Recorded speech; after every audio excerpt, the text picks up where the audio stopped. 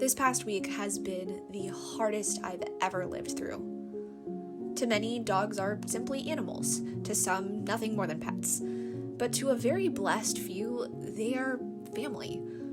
Family that chooses every single day to love you unconditionally in spite of your many, many flaws. No matter how many times you tell them, "No, you cannot have another treat," or you snap at them to stop playing in the snow when it's 2 degrees outside, they adore you anyways.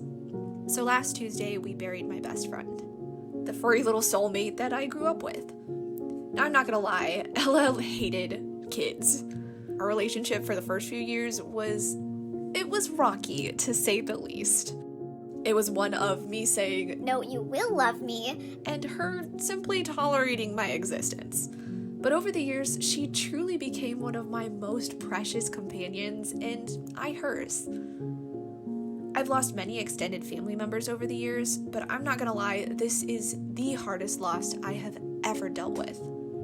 I've spent almost every day for the last almost 15 years with her, and my home is very quiet now. Grief is very strange. It feels like everyone else's sun is shining and yours just doesn't anymore.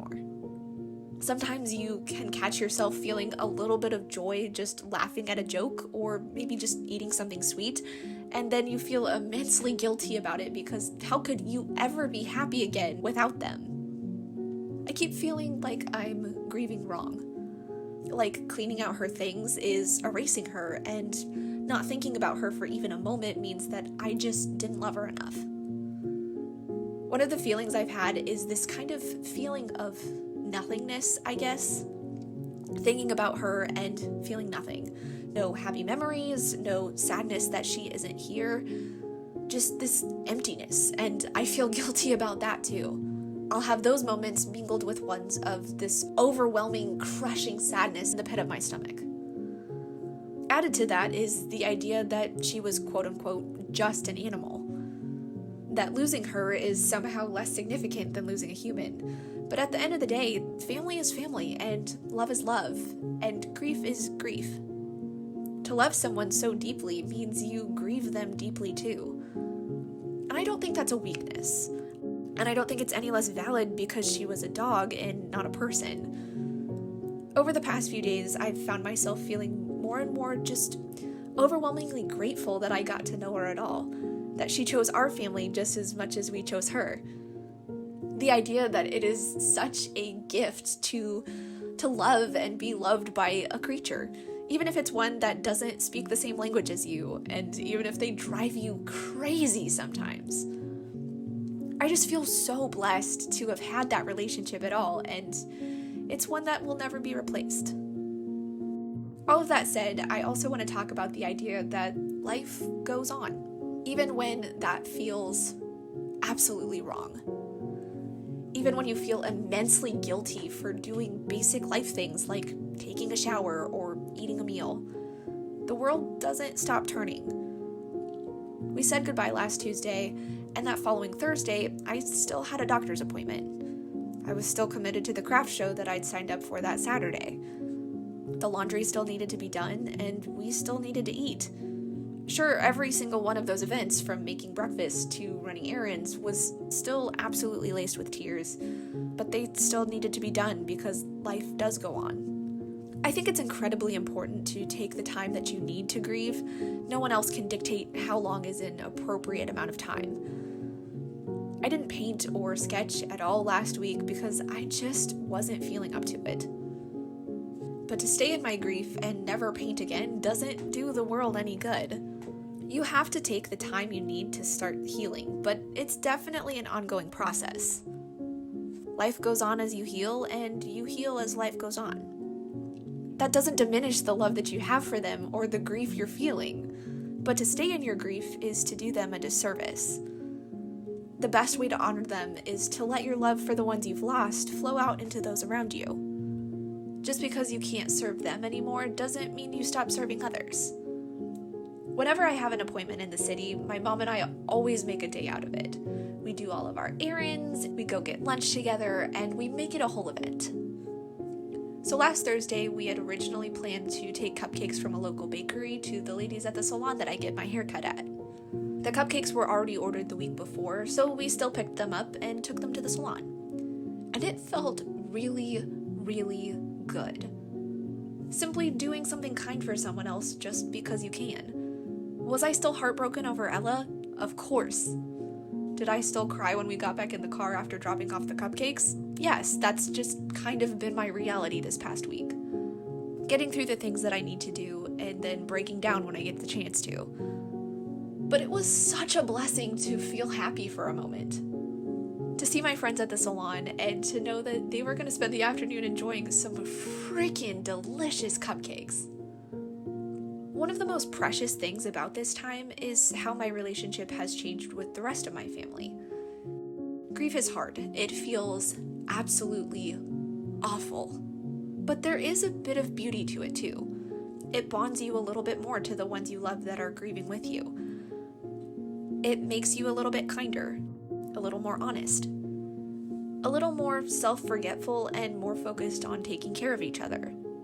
Now, don't get me wrong, if I had the choice, I would absolutely wish her back in a heartbeat. But there is a growth to grief that you can't get anywhere else. We've also spent more time together. We're more drawn to being close to one another. We bake cookies at 8 o'clock at night, or we watch Team Edge on YouTube for some laughs, or we sit and we cry. We laugh about Ella's little antics, or joke about how ornery she was. Every memory that I have of her now is a little bit gilded in grief, and I'm not really sure that that's ever going to go away. But day by day, it's getting easier to remember things or to see pictures without immediately crying, but there's still a longing there to kiss her muzzle or scratch her belly. She fit in my arms so perfectly in a way that no other dog ever will. But life goes on because it has to. So along came Saturday. We still had the craft show, and you know what? We had a good day. My family went with me, and we had a really good time. I sold some of my products, I had some delicious roasted cashews, and got to talk to a lot of amazing people. And then along came Sunday, and we still went to church. Along came Monday, and I decided to give painting a shot in the morning. I hadn't really felt like painting or sketching for a while, but on Monday, I was a little bit excited to bring out my paints again. Thankfully, I had screenshots saved for the last 5 scene studies that I wanted to do.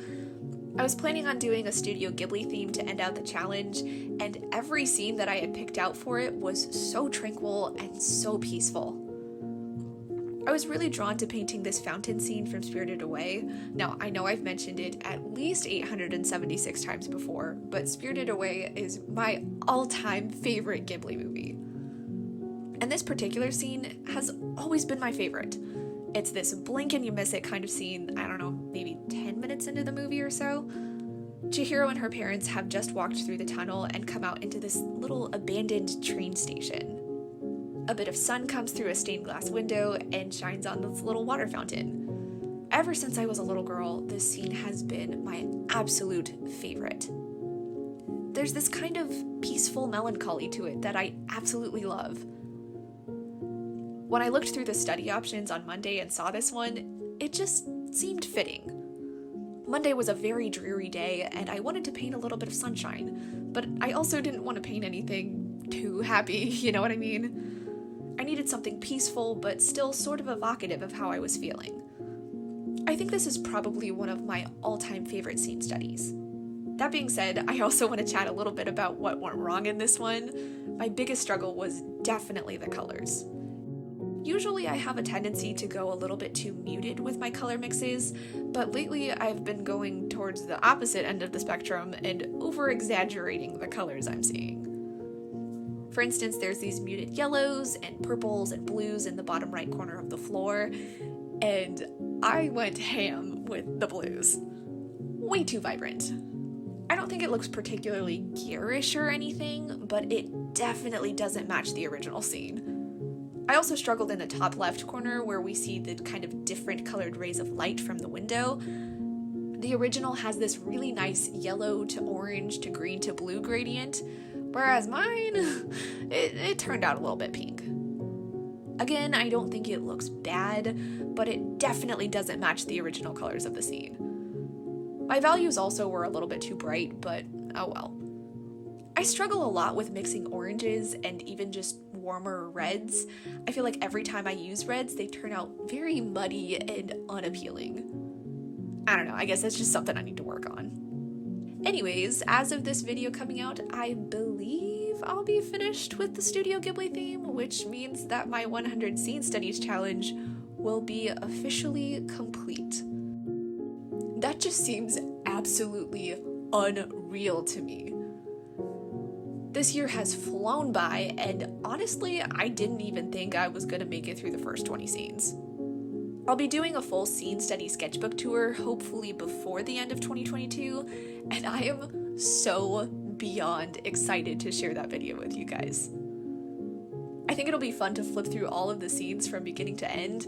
There's a lot of things I want to talk about, the gouache techniques I've learned, the wins, the huge failures. I feel like I've grown a lot as an artist this year, and I think so much of that is due to the scene studies. It for sure has not been easy. I've wanted to pull apart my sketchbook and throw away my paints more times than I can possibly count. But it's definitely been such a rewarding journey, and I'm so glad I've stuck with it. You guys, 2022 is almost over. We're coming up on Christmas right now, which is usually my favorite time of year. I'll be honest, I'm not really feeling very holly jolly right now, but that's okay. I'm still gonna celebrate the birth of my savior this season, and I'm still gonna enjoy a quiet little holiday with my family. This is a very hard way to end the year, but life goes on whether we want it to or not. I'm not really one for setting New Year's resolutions, but every new year is a new beginning. I think every new day is a new beginning. The end of this year is no reflection on the new one, and today is not a reflection on tomorrow. I'm excited for 2023, and it's not wrong of me to look forward to it. I'm definitely walking into it feeling a really big loss, but I hope I'm also walking into it with a heart more ready to love and to serve those around me. To let the love I have for someone who doesn't need it anymore to flow out into the rest of the world. Thank you all so much for watching and for listening. I'm not really sure how coherent a lot of what I said was. I've had so many thoughts and feelings rolling around lately. But I hope you enjoyed watching me paint, and if you're struggling with grief this year too, then maybe you feel a little less alone today.